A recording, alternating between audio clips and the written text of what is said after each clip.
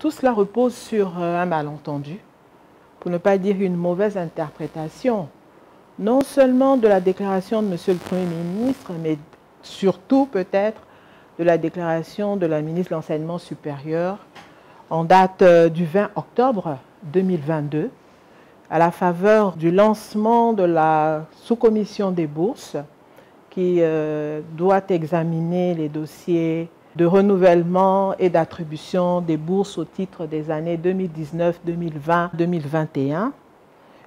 Lors de ma prise de parole, j'avais relevé l'importance de cette activité parce qu'elle nous permettait de combler le retard accumulé dans la gestion administrative des bourses.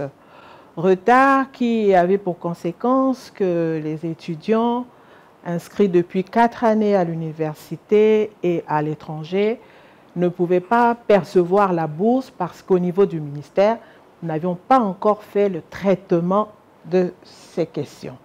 Et par conséquent, actuellement, le service de la bourse n'était assuré qu'à l'égard des promotions antérieures. Ce qui avait donc pour conséquence que nous avions de nouveaux étudiants qui, malheureusement, ne pouvaient pas bénéficier de la bourse. Et ces travaux, qui sont en passe d'aboutir, devraient donc non seulement permettre de prendre en compte les anciens étudiants, mais les nouveaux étudiants. Parce que dans cette question, on occulte le fait que tous les étudiants congolais sont égaux, en ce sens que tous ont le droit à la bourse. Et lors de cette première prise de parole, il n'était nullement question de supprimer le paiement des arriérés dus aux étudiants congolais.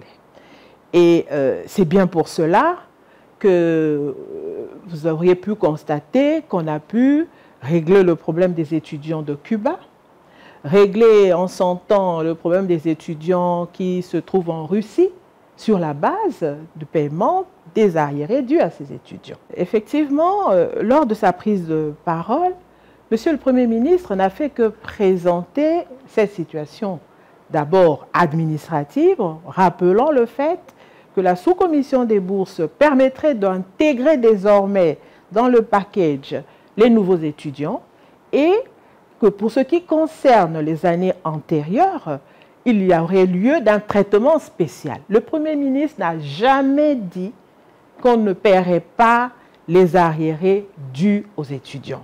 Et pour s'en convaincre, je voudrais aller dans le sens que nous avons transmis au ministère des Finances les états qui doivent permettre sous peu de procéder au paiement des bourses des étudiants au titre de l'année 2018, puisque le retard accumulé nous fait payer quelques semestres de l'année 2018.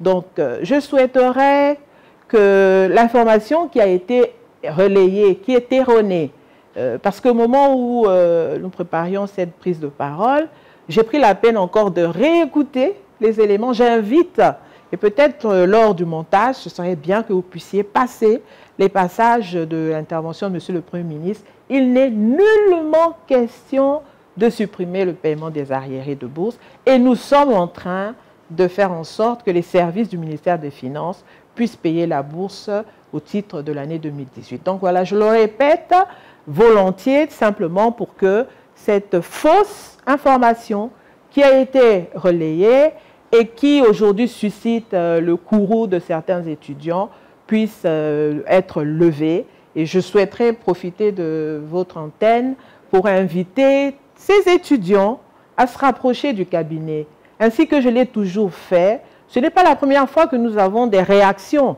de nos chers étudiants. À chaque fois qu'ils sont venus, nous avons eu la possibilité d'échanger.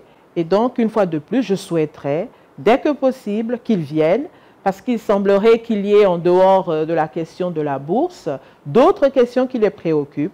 Je suis donc disposée, avec les présidents des universités, à les recevoir pour qu'on puisse envisager notamment une question qui se pose à la faculté des lettres en ce moment. Donc voilà ce que je peux dire sur cette question. Il n'est nullement question de supprimer le paiement des arriérés de bourse des étudiants. Et pour preuve, nous sommes en train de préparer le paiement de la bourse qui devrait intervenir sous peu.